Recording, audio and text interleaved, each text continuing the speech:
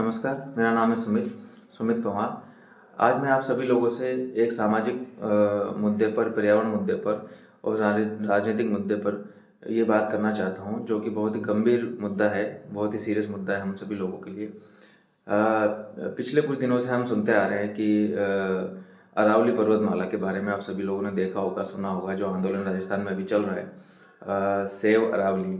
इस आंदोलन से मैं भी जुड़ा हुआ हूँ। ऑनलाइन वोटिंग और जागरूकता के लिए मैं काम कर रहा हूँ।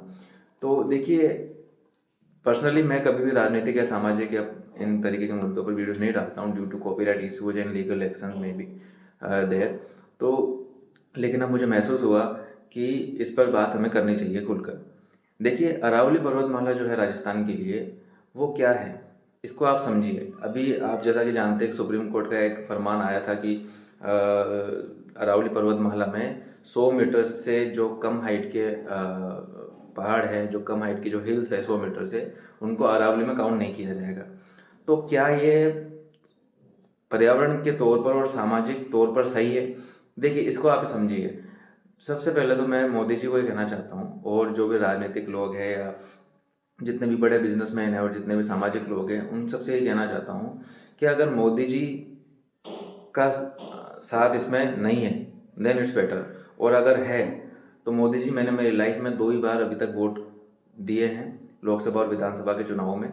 दोनों वोट मैंने बीजेपी को ही दिए हैं, ओनली फॉर मोदी जी।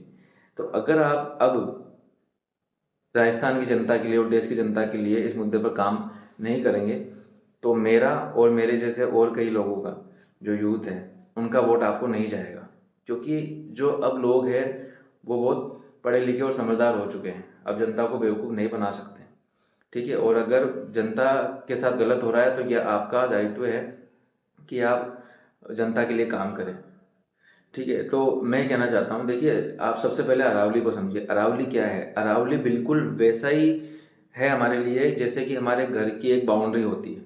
मान लीजिए आपका एक घर है, उस घर पे आपने सामने की तरफ और चारों तरफ एक बाउंड्री बना रखी है, जो कि 100 मीटर की लेंथ में हो, और उसकी जो हाइट है वो आपने अकॉर्डिंग टू जो खतरे हो सकते हैं कि जानवर आ सकता है या चोर उचक्का आ सकता है या आंधी तूफान आ सकता है, वो अकॉर्डिंग टू दिशाओं को देखते हुए आपने उसकी हाइट को एडजस्ट किया है। जहाँ पर कहीं पर वो 10 फीट है, कहीं 15 फीट है, कहीं 50 फीट है, कहीं 100 फीट है, 25 फीट है। इस तरीके से वो जिग जैग के तौर पे आपने उस दीवार को बनाया था, ये सोच करके कि हमारे घर की इससे सिक्योरिटी होगी। तो आपके अकॉर्डिंग आप ये बताना चाहते हैं कि अरावली में जो हाइट वाले पहाड़ है, वो तो ठीक है, वो अरावली में वो हमको सेव कर रहे हैं, लेकिन जो जो 100 मीटर से नीचे हैं उनको आप हटा देंगे। तो मुझे एक बात बताइए कि अगर कोई इंसान या चोर चक्का जानवर, कोई भी मैक्सिमम कोई आदमी 6 फीट 8 फीट तक हो सकता है, मैक्सिमम बता रहा हूँ मैं। और कोई जानवर है जैसा ऊंट हो गया, हाथी हो गया, ये 25 फीट 30 फीट तक हो सकते हैं, 50 फीट तक के भी कोई ऐसा खतरा आपको नजर आ रहे हैं, तो आपके हिसाब से वो उस दीवार को हटा देना चाहिए वहां से। तो अगर हम उस सामने वाली 100 फीट की 100 मीटर की दीवार से 10 फीट का, आपने कहा कि 10 फीट से नीचे तो वो दीवार कहलाने के लायक ही नहीं, तो 10 फीट से नीचे का आपने हटा दिया, तो उस कम वाले हिस्से से जहाँ पे वो दीवार नहीं रही है, वहां से कोई चोर उचक्का जानवर आंधी तूफान सब अंदर आ सकता है। तो फिर सिक्योरिटी का क्या मतलब रहा? हमारे घर की जो हमने दीवार बनाई उसका मतलब क्या रहा? तो ऐसा ही मैं कह देना चाहता हूँ कि देखिए, आप वही काम कर रहे हैं कि बस दीवार को बीच में से तोड़ दीजिए और वहां से वो सारी मिट्टी आंधी, सारा जो बैलेंस है वो बिगड़ जाएगा। तो आप सबसे पहले ये समझिए कि देखो, जो हमारा जो राजस्थान है, इसका गौरवशाली इतिहास, हजारों सैकड़ों वर्षों से एक सनातन धर्म से हम जुड़े हुए हैं। और दूसरी बात यह है कि हम जो राजस्थान है वो हमारे जो पूर्वज रहे हैं, जो हमारे गौरवशाली इतिहास, राजपूतान इतिहास को आप जानते हैं, वो सब रहा है। और इसमें एक इतिहास और है जो कि बिश्नोई समाज से आया था। आप जानते होंगे कि चिपको आंदोलन एक राजस्थान में हुआ था 1730 में। उसमें आदरणीय स्वर्गीय श्री अमृता देवी जी बिश्नोई, उन्होंने एक पेड़ को बचाने के लिए, जिस पेड़ को हमारे यहाँ खेजड़ी कहते हैं, खेजड़ी का वृक्ष होता है जिसमें कोई फल फूल नहीं लगते हैं, लेकिन वो उसका महत्व क्या है वो उस टाइम के लोग भी समझते थे। तो उस पेड़ ने हमारी जलवायु को बैलेंस कर रखा है, हवा पानी बरसात को और मिट्टी को वो बैलेंस करता है। उसका बस इस पेड़ का ये ही पूरा बैलेंस करने का महत्व है। तो उस पेड़ को कटने से बचाने के लिए खेजड़ी के साथ में, जब उस टाइम के तत्कालीन सरकार ने आदेश दिया था कि इस जमीन को पूरा साफ कर दिया जाए, तो उन पेड़ों को बचाने के लिए वो अपनी दोनों बेटियों के साथ उन पेड़ों से चिपक गई थी और उनको पेड़ों के साथ काट दिया गया। यानी कि उन्होंने बहुत बड़ा बलिदान उस टाइम दिया, अपने प्राणों की आहुति जब उन्होंने दी, तो उस बलिदान को देख करके उस गांव के लोग, खेजड़ली गांव है जोधपुर के पास में, उस गांव के लोग 363 लोग उस वक्त एक साथ बलिदान हो गया उनका, और उनकी आहुति दे दी गई उस टाइम। तो आप सोचिए कि जब उस टाइम की सरकार ने और राजा लोगों ने उस टाइम जब देखा तो चकित हो गए वो कि इतनी जो जो श्रद्धा है, जितनी जो प्रेम है प्रकृति से, वो कैसे हो सकता है लोगों को। वो इसीलिए क्योंकि वो लोग समझदार थे। और आज हम बेवकूफ़ बन रहे हैं कि अगर ये वो इतिहास रहा है कि पेड़ों को बचाने के लिए जहाँ पर बलिदान दे दिए गए हो, तो पहाड़ तो बहुत बड़ी चीज़ है। अब तो हो सकता है कि हमें पूरे सभी सभी लोगों को पहाड़ों पर खड़े हो जाना चाहिए, और वहाँ पर हमें खुद, अगर मुझे मौका मिलेगा, अगर ऐसा कुछ होता है तो मैं भी वहाँ खड़ा हूँगा। अगर जेसीबी चलती है तो ये ध्यान रखना कि उस पहाड़ पर नहीं, पहले हमारी छाती पे।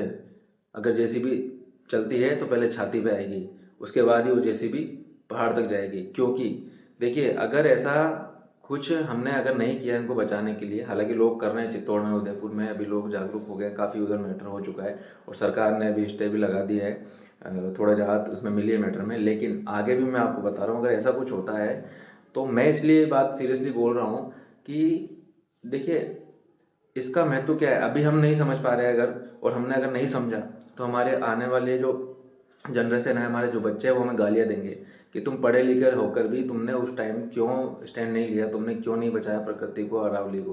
क्योंकि राजस्थान में वही हाल होगा, अगर अरावली नहीं रही तो वही हाल होगा जो दिल्ली में हो रहा है। पॉल्यूशन बुरी तरह से हो जाएगा, डस्ट पॉल्यूशन यहाँ पे बुरी तरह से हो जाएगा। पूरी की पूरी जो मिट्टी है, जो रेगिस्तान है, राजस्थान दो भागों में बटा हुआ है, एक तरफ डेजर्ट है, एक तरफ थोड़ी हरियाली है। तो दूसरी तरफ का जो हिस्सा है वो ज़्यादा रहने के लायक है, इसलिए जनता, जो लोग हैं, वो दूसरी तरफ ज़्यादा रहते हैं, डेजर्ट की तरफ कम रहते हैं। तो डेजर्ट, अगर ये दीवार हटा दी गई तो डेजर्ट की सारी मिट्टी राजस्थान में तो आएगी, इधर से अजमेर जयपुर होते हुए दिल्ली चली जाएगी, और नॉर्थ जो एनसीआर वाला एरिया है, और नॉर्थ में जाकर के हो सकता है वो पूरा हिमालय तक अगर पहुंच गई, तो आप समझिए कि हिमालय की पूरी रेंज को वो मिट्टी से, जो है वो मिट्टी ढक जाएगी, पूरी हिमालयन रेंज है पूरी। तो जैसे ही पहाड़ों पर, उन बर्फ के पहाड़ों पर वो मिट्टी छा जाएगी, और धूप की रोशनी जब आएगी तो बारीक बारीक कण होते हैं उसमें, बालू रेत में, वो कण तुरंत गर्म होंगे, और गर्म होने से सारे ग्लेशियर पिघल जाएंगे। तो इतनी भारी बाढ़ जो है, बाढ़ आ जाएगी पूरा नॉर्थ एरिया में, और यूँ कहूँ कि आधे से ज़्यादा इंडिया हो सकता है कि बाढ़ में ही हो जाए। नॉर्थ एनसीआर वाला एरिया, आपका दिल्ली पंजाब हरियाणा वाला एरिया, राजस्थान तक भी बुरी बुरी हालत हो सकती है। इधर ज़्यादातर जो ईस्टर्न साइड है वो पूरा, मतलब मेरे कहने का मतलब ये कि पूरा इनबैलेंस हो जाएगा। इसके साइड इफ़ेक्ट आपको नहीं पता है, इसीलिए कहते हैं कि लोगों का पढ़ा लिखा होना बहुत ज़रूरी है, पढ़ा लिखा नेता होना बहुत ज़रूरी है। पढ़ाई लिखाई का मतलब सिर्फ सरकारी नौकरी लगना नहीं है। पढ़ाई लिखाई का मतलब है कि आप समझदार बनते हो, आपकी जो लाइफ है वो अच्छी चलती है, आपका जीवन चक्र को पढ़ाई लिखाई अच्छा चलाती है, आप सही गलत को पहचान सकते हो। तो पढ़ाई लिखाई इसीलिए ज़रूरी है, सिर्फ सरकारी नौकरी लगने के लिए पढ़ाई का कोई महत्व सिर्फ नहीं है। ठीक है, तो आप इसीलिए कहते हैं कि एक नेता जो होता है, एक्चुअली हमारी डेमोक्रेसी में ऐसा है कि बस जनता जिसके पीछे भागती है उसको नेता बना दिया जाता है, लेकिन ऐसा नहीं होना चाहिए। जैसे हम आईएएस, आईपीएस, आईएफएस, आईईएस, बड़े बड़े पदों पर पढ़े लिखे लोगों को, स्मार्ट लोगों को, दिमाग से तेज लोगों को हम वहाँ पे नियुक्त करते हैं। तो आप ये समझिए कि ऐसे ही नेता भी, जो भी देश का नेता है, वो भी इतना समझदार होना चाहिए कि वो सही बातों पर, सही मुद्दों पर बात कर सके।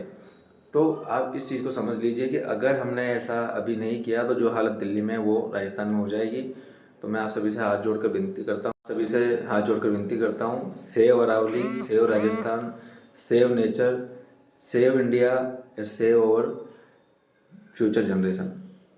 धन्यवाद।